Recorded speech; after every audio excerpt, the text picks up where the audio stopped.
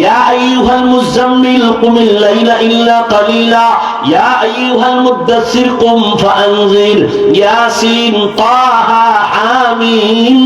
আল্লাহর নবীকে আল্লাহ উপাধি ধরে ডাকলেন, নবীর উপাধি ইমামুল মুরসালিন। নবীকে বললেন আপনি সিরাজাম মুনিরা, নবী আপনি বাশীরা ওয়া নাযীরা, ও নবী আপনি খাতামুন নবিয়্যিন, আপনি রাহমাতুল লিল আলামিন। আপনাকে আমি খুলুকে আযীম দান করেছি, আমি আপনাকে কাউসার ওয়ালা বলে ডাক দিছি। ইন্না আ'তাইনাকাল কাউসার। ভালো করে বুঝেন, কোরআন শরীফে নবীদের নাম নিছেন, আমার নবীর নাম নেন নাই। সম্মান নাম না নিয়ে কি বলছেন? দামি দামি শব্দ, যেই শব্দ কোন নবীর বেলায় ব্যবহার করলেন না। কিন্তু মারাত্মক মারাত্মক মারাত্মক প্রশ্ন, এত বড় একটা সফর মেরাজের গোটা দুনিয়ার বেঈমানদের মাথা নষ্ট হয়ে গেছে, এই মেরাজ মানতে পারে না। সেই ক্ষেত্রে আমার আল্লাহ নবীকে সম্বোধন করতে গিয়া দামি কোন শব্দ না বলিয়া নরমাল একটা শব্দ বললেন, বান্দা। কি বলছেন? বান্দা। এটা বড় দামি শব্দ। আমিও বান্দা, হিন্দুরাও বান্দা, ইহুদিরাও বান্দা, খ্রিস্টানও আল্লাহর বান্দা, নবীও বান্দা। এটা একটা নরমাল শব্দ হয়ে গেল না? কথা হয় না? প্রশ্ন হয় কি হয় না? নরমাল শব্দ কেন আল্লাহ বললেন? নবীরে কত সুন্দর সুন্দর শব্দ বলছেন, ইয়াসিন, তাহা, হামিম, কত সুন্দর। কিন্তু এই জায়গায় এত বড় একটা সফর, এই জায়গায় আমার আল্লাহ নবীরে কেন বান্দা বললেন? প্রশ্ন বুঝে আসছেনি? জবাব বেশি দেওয়া যাবে না, একটা দেখি দেওয়া যায়নি। এক জবাব হলো, রহমতের নবী নিজেকে বান্দা বললে বড় খুশি হন। নবী নিজের বান্দা বললে কি খুশি হয়? নামাজে দাঁড়াইয়া নবী কষ্ট করে, পা ফুলে যায়। আম্মা জান আয়েশা রাদিয়াল্লাহু আনহা, নবী এত কষ্ট করেন কেন আপনি ইবাদতে? আপনার কোনো গুনাহ নাই। ইন্না ফাতাহনা লাকা ফাতহাম মুবিনা লিয়াগফিরা লাকাল্লাহু মা তাকাদ্দামা মিন যামবিক ওয়া মা তাআখার ওয়া ইউতিম্মা নি'মাতাহু আলাইকা ওয়া ইয়াহদিয়াকা সিরাতাম মুস্তাকিমা। আপনার গুনাহ নাই, কষ্ট করেন কেন? নবী কি জবাব দিলেন? আফালা আকুনা আবদান শাকুরা। ও আয়েশা, আমি কি আল্লাহর কৃতজ্ঞ বান্দা হব না? নবীজির খুব বান্দা বললে নবী কি খুশি। এজন্য দেখছেননি যখন নবী চলে গেলেন বাইতুল্লাহ থেকে বাইতুল মাকদিস, ওখান থেকে সপ্তম আসমান, প্রথম আসমানে চলে গেলেন বরাকে, গিয়ে দেখেন দুই দরজা জামরাত ইয়াকুত পাথর দিয়ে বানানো, তালা লাগানো, দোনো দরজায় নূরের তৈরি তালা।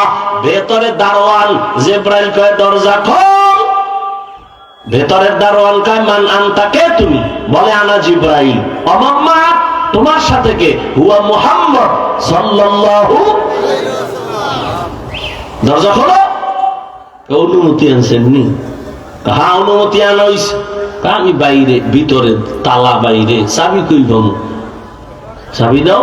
চাবি হলো আল্লাহর ইসিম, ইসমে যা, বিসমিল্লাহ। নবী কয় বিসমিল্লাহ বইলা তালা ধরলাম, খুইলা গেল। আমি ভেতরে ঢুকলাম, আসমান ঘুরে ঘুরে দেখলাম, ফেরেশতাও দেখলাম। এভাবে কয় আসমান? 7 আসমান। সব নবীদের সাথে আবার মোলাকাত। প্রথম আসমানে মোলাকাত, দ্বিতীয় আসমানে এভাবে নবীদের সাথে মোলাকাত। এইভাবে যাইতে যাইতে যাইতে যাইতে 7 আসমানের উপরে গেলাম, গিয়ে দেখলাম একটা নূরের কাবা, বাইতুল মামুর। 70,000 ফেরেশতার কাফেলা হইয়া হইয়া তাওয়াফ করে। একবার যারা করবে কিয়ামতের আগে আর সিরিয়াল তারা পাবে না, এত বেশি ফেরেশতা। নবী বলেন ওখান থেকে উপরে সিদরাতুল মুনতাহা, বড়ই গাছ। এক একটা বড়ই কত বড়? তেলের ড্রামের মতো বড়, আর পাতাগুলো হাতির কানের মতো বড়। নবী বলেন ওখান থেকে ভিন্ন বাহনে চললাম, যাইতে যাইতে যাইতে যাইতে অনেক উপরে। আর সে আজিমের মধ্যে যখন ঢুকলাম, দেখি আমি জুতা খুলবো, আল্লাহর পক্ষ থেকে আওয়াজ, নবী খবরদার জুতা খুলবেন না, আর সে আজিম আপনার জুতার ধুলার জন্য পাগল হয়ে আছে। নবীজি বলেন আরশে আজিম, নূরের তৈরি আরশে আজিম, 8 জন ফেরেশতা কাঁধে নিয়ে দাঁড়ানো, এদের পা হলো 7 জমিনের নিচে। এই 8 জন ফেরেশতা নিজেরাও জানে না ওদের কাঁধের মধ্যে কি। রহমতের নবী বলেন এর উপরে হলো আল্লাহর কুরসি, ওয়াসিআ কুরসিয়ুহুস সামাওয়াতি ওয়াল আরদ, 70,000 নূরের পর্দা লাগানো। পর্দা একটা একটা একটা একটা খুলতে খুলতে খুলতে খুলতে আল্লাহ কাছে নিয়ে গেলেন। এবার নবী আপনারে নিয়ে আসছি, পুরস্কার দিব। আপনি কি নিয়ে আইছেন? নবী বলে 3টা জিনিস নিয়ে আইছি, আত্তাহিয়াতু লিল্লাহ ওয়াস সালাওয়াত ওয়াত তাইয়্যিবাত। আল্লাহকে আপনারও 3টা দিলাম। আসসালামু আলাইকা আইয়ুহান নবী ওয়া রাহমাতুল্লাহ ওয়া বারাকাতুহু। নবীকে আমি একা নিলাম না, আমার সলিহিনদের মিলায়ে নিলাম। আসসালামু আলাইনা ওয়া আলা ইবাদিল্লাহিস সলিহিন। আল্লাহকে ফেরেশতারা টের পাইছনি কহ সাক্ষী দেয়, ফেরেশতারা সাক্ষী দেয়, আশহাদু আল্লা ইলাহা ইল্লাল্লাহ। আরে আমার দাদা, আমার বন্ধুরটা দিবি না? ফেরেশতারা বন্ধুরটাও দেয়, ওয়া আশহাদু আন্না মুহাম্মাদান। কই থাইমারিস? এই থামলি কেন? কি কমু? মুহাম্মাদান রাসূলুহু। না না না না, রাসূলুহু না, আব্দুহু আগে কা, তারপরে রাসূলুহু কা। কেন? আব্দুহু আমার বন্ধুর দেওয়া, রাসূলুহু আমি আল্লাহর দেওয়া। আমি যেহেতু বন্ধুর আশিক, আমার বন্ধুরটা আগে লাগাও, আমারটা পরে লাগাও। এজন্য আব্দুহু আগে, এরপরে রাসূলুহু। বান্দা আগে নিয়ে এসে, নবী বান্দা বললে খুশি হয়, এই জন্য বন্ধুর দেওয়া আব্দুহু বান্দা, এটা আগে আনো। আমি যে রসুল দিছি তার টাইটেল, এটা পরে নাও। বান্দা এখন একদল, কথা তো অনেক, একদল কয় জমিনের বান্দা, আসমানে কি? আল্লাহ কয় হন আসমানের বান্দার খবর তুই জানো না?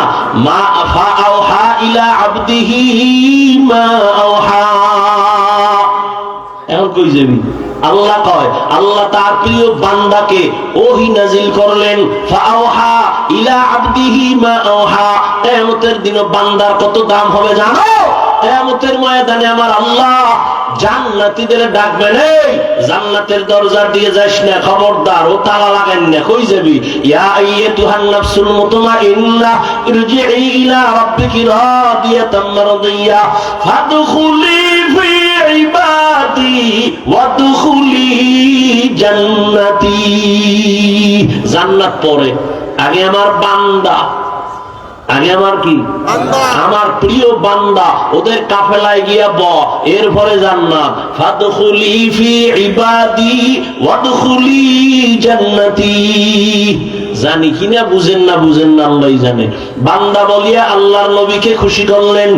আর বান্দার সাথে আল্লাহর একটা সম্পর্ক আছে, সম্পর্কের নাম ইবাদত। সম্পর্কের নাম কি? যে ইবাদত করে সে বান্দা, যার ইবাদত করে সে মাহবুব, যে ইবাদত করে সে আব্দ বা আবেদ, যার ইবাদত করি তিনি মাহবুব। তাহলে মাহবুদের সাথে বান্দা যাইবো। এই জন্য ইবাদতের সম্পর্কের কারণে আল্লাহর সাথে বান্দার কানেকশন ইবাদত, যে ইবাদত করে সে বান্দা। আল্লাহর সাথে মূল সম্পর্ক ইবাদত, আর ইবাদত যে করে সে কি? বান্দা। এই জন্য আল্লাহ বান্দা বলছেন। কোরআনের ভিন্ন আয়াতে আল্লাহ বান্দা বলিয়েই বান্দাদের ডাকেন, কুল ইয়া ইবাদিয়াল্লাযীনা আসরাফু আলা আনফুসিহিম লা তাকনাতু মির রাহমাতিল্লাহ। ও আমার প্রিয় বান্দারা, জুলুম করেছো নিজের উপর, আসো তওবা করো, মাফ করে দিব। এরে নবীর উম্মত, ওই মেরাজ থেকে আমার আল্লাহর নবীকে আল্লাহ হাদিয়া দিলেন অনেক কিছুর মধ্যে মূল হাদিয়া 5 বেলার নামাজ। প্রথম দিছিলেন 50 ওয়াক্ত নামাজ, কমায় কমায় কমায় 5 বেলার নামাজ। নবীর মনটা ছোট, আল্লাহ বললেন, হে নবী উম্মতের জানায় দেন, যারা 5 বেলার নামাজ ঠিক মতো পড়বে, আমি আল্লাহ 5 বেলার না 50-এরই সওয়াব দান করব। এরে আল্লাহর বান্দারা, সেই নামাজ নবীজি বলেন বাইনাল আবদি ওয়া বাইনাল কুফরি তারকুস সালাহ। মুমিন আর বেঈমানের মধ্যে ব্যবধান নামাজ। বেঈমানেরা নামাজ পড়ে না, মুমিনেরা নামাজ ছাড়ে না। ও আমার কলিজার যুবক, দুনিয়ায় তো রং তামাশা কম দেখলা না, করলা না? কত বয়ান চলতেছে, তাবলীগওয়ালাদের বয়ান, পীর মাশায়েখের বয়ান, সবার এক আওয়াজ, এ বান্দা তুমি আল্লাহর গোলামি করো, নামাজ পড়ো। ও আল্লাহর বান্দারা, আমিও তোমাকে বলি নামাজ পড়ো, পর্দা করো, মা বাবার দোয়া নিয়ে চলো। আমি একবারও বলি নাই তুমি টুপিওয়ালা তাসবিহওয়ালা হুজুর হও, স্কুল বাদ দিয়া মাদ্রাসায় যাও, একবারও বলি নাই। বরং তুমি স্কুলে পড়ো, কলেজে পড়ো, চাকরি করো, ব্যবসা করো, আলহামদুলিল্লাহ। তুমি ডাক্তার হও, ইঞ্জিনিয়ার হও, প্রফেসর হও, তুমি একজন বৈজ্ঞানিক হও, তুমি এমপি মন্ত্রী ডিসিএসপি হও, তবে একটাই দাবি, তুমি বেয়াদব হইও না। তোমার ব্যবহারে কোনোদিন যেন মা বাবা কষ্ট না পায়, শিক্ষক কষ্ট না পায়, উলামায়ে কেরাম কষ্ট না পায়। মা বাবার দোয়া নিয়া, শিক্ষকের দোয়া নিয়া, আলেম ওলামার পরামর্শ নিয়া নবীর আদর্শ মতো জীবন চালাও। ডাক্তার হইয়াও তোমার জীবন সফল হবে, ইঞ্জিনিয়ার হলেও তোমার জীবন সফল হবে। বাস্তবে দেখো তো, তোমার মতো যুবক স্কুলে পড়ে, কলেজে পড়ে, চাকরি করে, 5 ওয়াক্ত নামাজ পড়ে, এরকম আসেনি? আছে? তাহলে তোমার বিবেকের কাছে প্রশ্ন, বলো তুমি কেন পারো না রে বাবা? তোমার মতো যুবক রাস্তায় গাড়ি চালায়, নামাজ পড়ে, তোমার বিবেকটাকে জিজ্ঞেস করো তুমি কেন পারো না? তোমার মতো যুবক র্যাব, আর্মি, পুলিশ, বিডিআর এর চাকরি করে, নামাজ পড়ে, তুমি কেন পারো না? তোমার মতো যুবক ডাক্তার, প্রফেসর, ইঞ্জিনিয়ার, নামাজি, বলো তুমি কেন পারো না? তোমার মতো যুবক ময়দানে কৃষি কাজ করে, নদীর মধ্যে মাছ ধরে, নামাজ ছাড়ে না, তুমি কেন পারো না রে বাবা? আল্লাহর কাছে এখনো সময় আছে, তওবা করো। ও পর্দার আড়ালে আম্মা জান, আপনার দোয়া, চেষ্টা না থাকলে সন্তান লাইনে আনা সম্ভব না। কারণ গাছ ভালো হলেই তো ফল ভালো হয়, মায়ের আদর্শ যদি ভালো হয়, সন্তান ভালো হয়। এই দুনিয়ায় যত ভালো ভালো সন্তান আসছে, মায়ের অবদান। এসপি সাহেবের ব্যবহার ভালো, খোঁজ নিয়ে দেখবেন তার মা ভালো। ডিসি সাহেবের ব্যবহার ভালো, খোঁজ নিয়ে দেখবেন তার মা ভালো। এরে আম্মা জানেরা, এ কারণেই তো আপনাদের অনেক দাম। আপনারা নবীদের মায়ের মতো দামি, আপনারা তো সাহাবায়ে কেরামদের মায়ের মতো দামি, আপনারা তো আয়েশা রাদিয়াল্লাহু আনহার মতো দামি নারী, ফাতেমা রাদিয়াল্লাহু আনহার মতো দামি নারী, আপনারা তো খাদিজা রাদিয়াল্লাহু আনহার মতো দামি নারী। আপনার মতো কত মা এই এলাকায় এখনো আছে, বেপরদায় চলে না, মোবাইলে সময় নষ্ট করে না, নামাজ ছাড়ে না, স্বামীর মাল হেফাজত করে, সন্তানগুলো আদর্শওয়ালা বানানোর মেহনত করে। আম্মা জানেরা, আপনারা কেন পারবেন না? এখনো সময় আছে, তওবা করেন, আল্লাহর নবীর মহাব্বতে তরিকা মানিয়া নামাজ পড়েন, স্বামীর মাল হেফাজত করেন। সন্তান আল্লাহ দান করেছেন, ভালো মানুষ বানায় যান, আদবওয়ালা ডাক্তার বানায় যান, আদর্শবান ইঞ্জিনিয়ার বানায় যান। সন্তানের কারণে আপনিও কবরে গিয়ে দোয়া পাইতে থাকবেন। এখনো সময় আছে, তওবা করে নেন, পেছনের গুনাহ থেকে আল্লাহর কাছে ক্ষমা চান। মনে মনে আল্লাহকে বলেন, হে আল্লাহ, আর কোনদিন বেপরদায় চলবো না, নামাজ ছাড়বো না, স্বামীর মালের খেয়ানত করবো না, মোবাইলে সময় নষ্ট করবো না। ও বৃদ্ধ বাবাজি, আপনার মতো কত বুড়ারা মসজিদে গিয়ে নামাজ পড়ে, আপনারা কেন পারবেন না? ও আমার যুবক বাবারা, হেদায়াতের মালিক আমার আল্লাহ জীবনে তো শখ মিটাই দিয়ে কম গুনাহ করো নাই। মনে চাইছে নামাজ পড়বা না, পড়ো নাই। মনে চাইছে বেপরদায় আড্ডা দিবা, দিয়েছো। মনে চাইছে পার্কে যাওয়া, চলে গেছো। মনে চাইছে দাড়ি রাখবা না, রাখো নাই। এখনো কি তোমার শখ মিটে নাই? এখনো কি তুমি তওবা করবা না? হেদায়াতের মালিক আল্লাহ, অন্তর যদি তৈরি হয়, বিবেকটাকে একটু বুঝাও রে মন। তোমার মতো যুবক স্কুল কলেজে জেনারেল লাইনে থাইকে যদি নামাজ পড়ে, চাকরি করে, ব্যবসা করে, তুমি কেন পারবা না?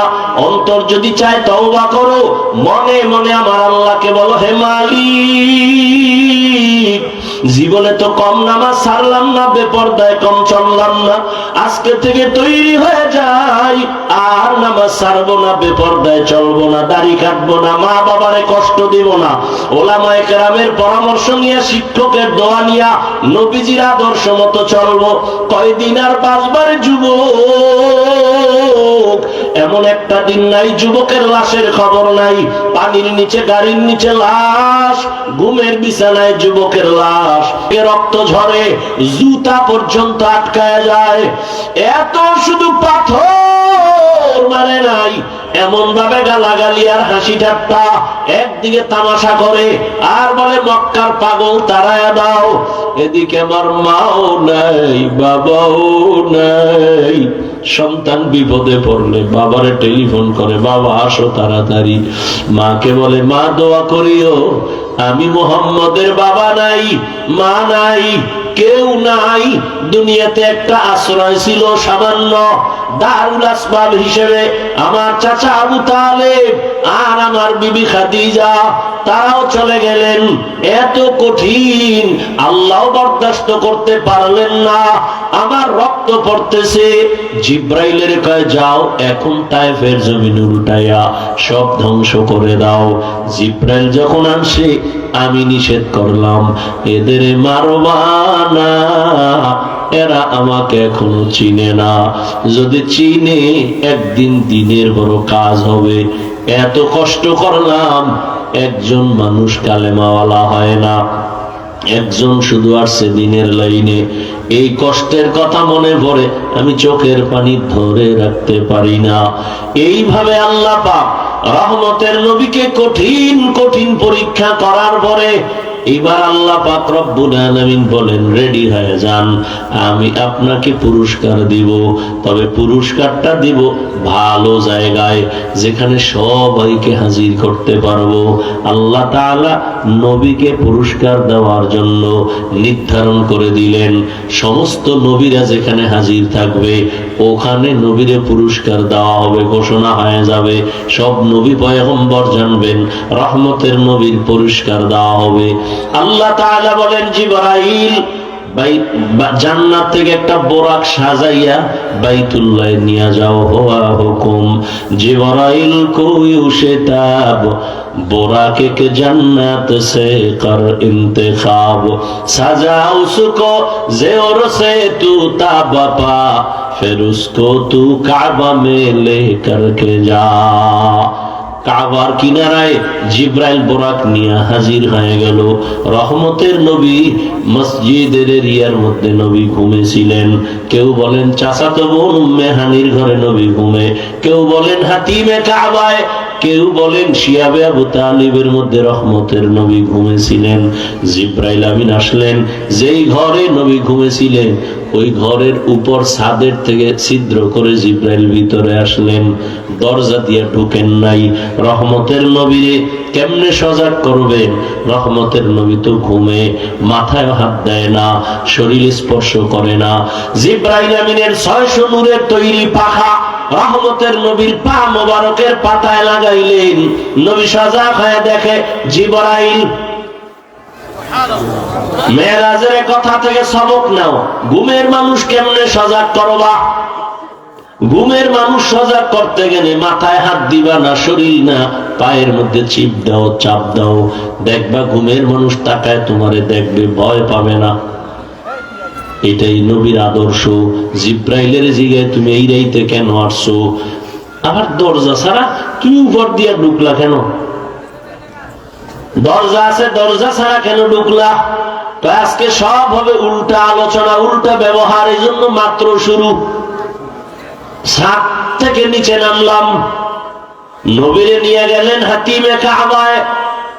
ওখান থেকে জমজম কূপের কিনারায় নবী বলেন, আমাকে চিৎ ভাবে শোয়াইয়া আমার বুকটাকে চিরলেন, আমার করবটাকে বের করে স্বর্ণের পেয়ালায় রাখলেন, জমজমের পানি দিয়ে এটাকে সুন্দরভাবে ধুইলেন, ভেতরে দিলেন।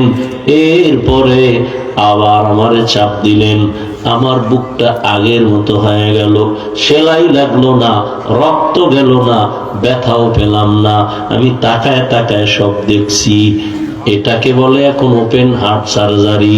বাহাদুরি করিস না রে ডাক্তারেরা, আল্লাহ আমার নবীরে ওপেন হার্ট সার্জারি বহু আগে করাইছেন, অতএব বাহাদুরি তোমার করার কিছু নাই।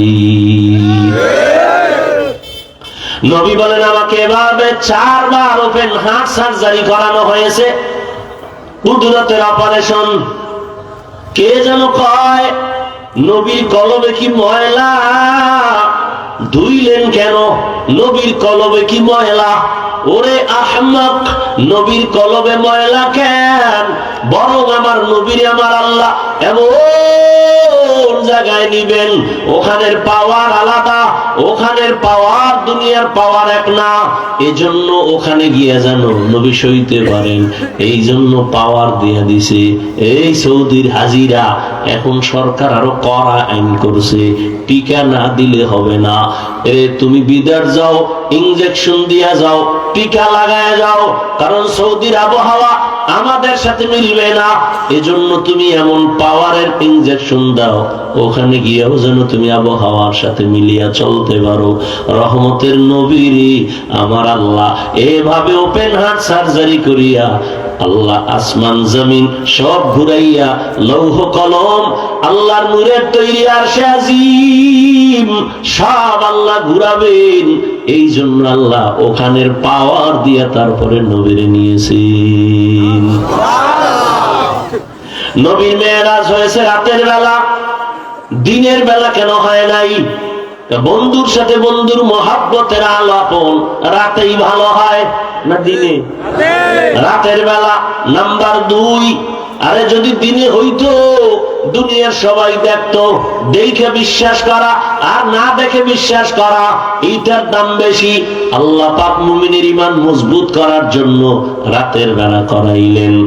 আবার দেখছেননি নবীজি আয়েশা মেরাজের বর্ণনা দিলেন, আবু জাহিল মানে না, তুমি রাতের একটু সময় সাত আসমান ঘুরেইছো, এটা কথা হইল না? কেমনে সম্ভব? রাগ হয়ে বাইরে হয়ে গেছে, রাস্তায় যাই দেখা হয়েছে আবু বকরের সাথে। আবু বকর শুনছো, আব্দুল্লাহর ছেলে পাগল হয়ে গেছে। কেন? এগুলি রাতের বেলা পুরো আসমান জমিন সব ঘুরে আইছে, এখনো গাঞ্জা করি ছাড়া আর কিছু। আবু বকর কথাটা বলছে কে? মোহাম্মদ বলছে। সত্যি সত্যি। তুমি মানো না মানো, যদি মোহাম্মদ বলেই থাকে আমি মেনে নিলাম। আবু বকর এই কথা কয় নাই, যখন কইছো তো আমি একটু জিগেই লই, এই কথা বলেন, বরং সাথে সাথে বলছে রহমতের নবী যদি বলেন আমি মেনে নিলাম, কারণ মুহাম্মদ এমন আদর্শের ব্যক্তি জীবনে কোনোদিন মিথ্যা বলে নাই। এই জন্য আবু বকরের মান কমছে না বাড়ছে? সবার থেকে বেশি। সব মুমিনের আমল যদি এক পাল্লায় দাও, আবু বকরের পুরো আমল লাগবে না। দুইটা আমল যদি ভিন্ন পাল্লায় দাও, সারা দুনিয়ার মুমিনের আমলের পাল্লা থেকে আবু বকরের 2 আমলের পাল্লা ভারী হয়ে যাবে।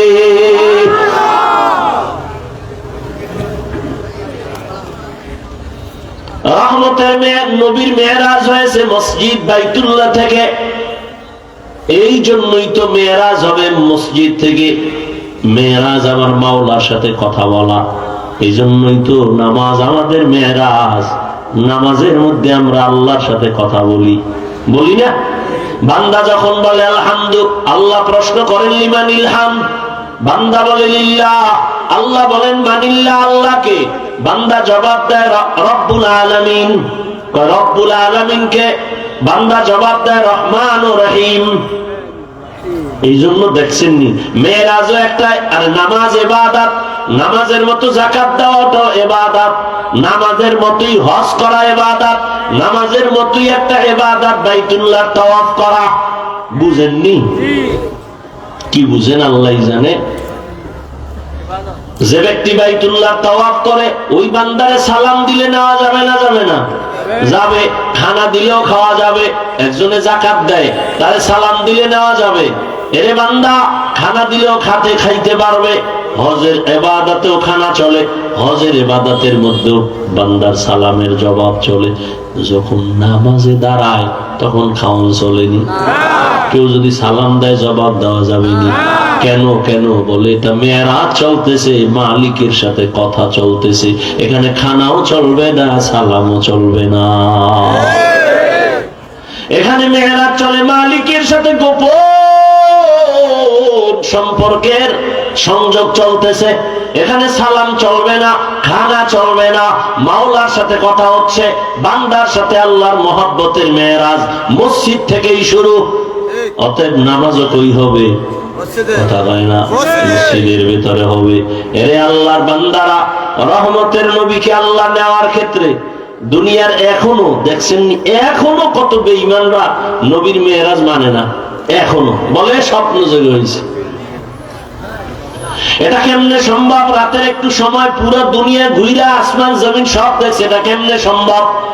কেমনে মোহাম্মদ গেল আর আইলো? তার এক নাম্বার জবাব, মোহাম্মদ যায় নাই আয় নাই, আল্লাহ তাকে নিছেন, আল্লাহ তাকে আবার নিয়ে আসছেন। অতএব মোহাম্মদের উপরে এই কালিমা বন্ধ। এবার আল্লাহ কেমনে নিলেন? হ্যাঁ, এই জবাব চাও, আল্লাহ কেমনে নিলেন? আল্লাহ কয় কেমনে নিছে জানো? আমি আদমের জান্নাত থেকে যদি ভারতের চরণ দ্বীপে ফালাইতে পারি, হাওয়ারে সৌদি আরবের জেদ্দায় ফালাইতে পারি, মোহাম্মদের টান দিয়ে আরশে আজিমে নিতে পারবো না কেন?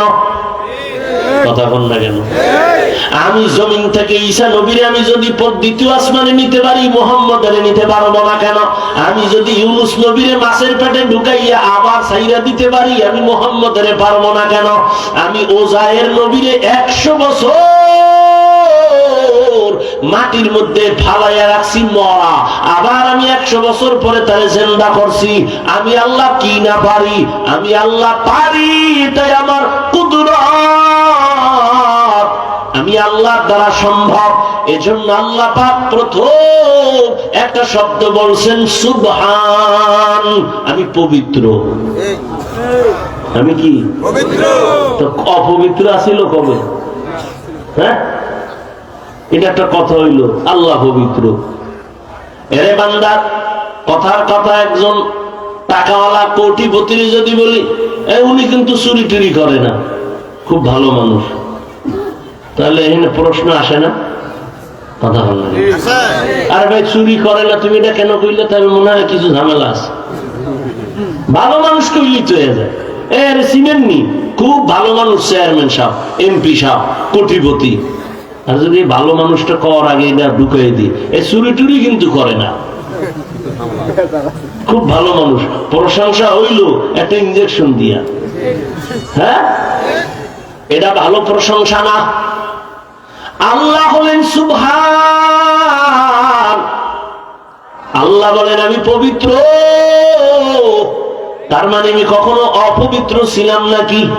না না, আল্লাহ তাআলা বলেন এখানে পবিত্রতার মানে হলো, শাইখুল হিন্দ মাহমুদ হাসান দাওবন্দি তরজমা করেন, এখানে পবিত্র অর্থ হলো আমরা সবাই দুর্বল, আমার আল্লাহ দুর্বলতা থেকে পবিত্র, আমার আল্লাহ দুর্বল না।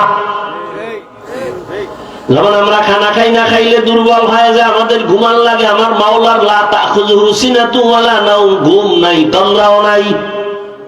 দ্বিতীয় কথা হলো, তুমি যত প্রশ্ন করবে এটা কেমনে সম্ভব, কেমনে সম্ভব, কেমনে সম্ভব, তোমার সম্ভবের প্রশ্নর যত তকমা আছে সব তকমা থেকে আমার আল্লাহ সুবহান, আমার আল্লাহ পবিত্র।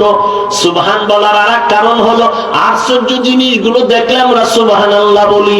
আল্লাহ কয় মেরাজ এমন এক আশ্চর্য ঘটনা, এই কারণে এখানে সুবহান শব্দ দিয়ে আশ্চর্য ধরনের কথা বোঝানো হলো। মেরাজ এটা আশ্চর্য, বড় আশ্চর্য। সুবহান, তুমি যেটা বলো হবে না, সুবহানের দ্বারা সেটা হবে, সেটা সম্ভব, তোমার মেধা এটা ধরবে না। এরপরে আল্লাহ বলেন আমি আল্লাহ মেরাজ করাইলাম বাইতুল্লাহ থেকে বাইতুল মাকদিস পর্যন্ত, ডাইরেক্ট আমি আসমানে নিতে পারতাম, নেই না কেন? বাইতুল মাকদিসে ওখানে অনেক বরকত নবীরে দেখানোর জন্য, লিনুরিয়াহু মিন আয়াতিনা। সুবহানাল্লাযী আসরা বিআবদিহি, রহমতের নবীকে আল্লাহ তাআলা বলেন আমি ভ্রমণ করাইলাম আমার প্রিয় বান্দাকে। কোরআন শরীফে এত দামি কিতাব, যে কিতাব দেখলে সওয়াব, ধরলে সওয়াব, পড়লে সওয়াব, ওই কিতাবে আল্লাহ পাক নবীদের নাম নিয়ে ডাকছেন, ইয়া নূহ, ইয়া মূসা, ইয়া ঈসা, ইয়া ইব্রাহিম। কিন্তু আপনার আমার মায়ার নবীর নাম আল্লাহ কোথাও কোরআনে ধরে ডাক দেন নাই। কেন? বলে সব নবীরা আমি আল্লাহর আশিক, আর আমি আল্লাহ মুহাম্মদের আশিক। এই জন্য কোরআন শরীফে আল্লাহ পাক সব নবীদের নাম নিছেন, আপনার আমার নবীর নাম আল্লাহ নেন নাই। বরং আল্লাহর নবীকে যখন আল্লাহ ডাকছেন দামি দামি উপাধি দইরা ডাকছেন, এমন এমন শব্দ যে শব্দগুলো ব্যাখ্যা না করলে বুঝে আসে না, এত অলংকারওয়ালা শব্দ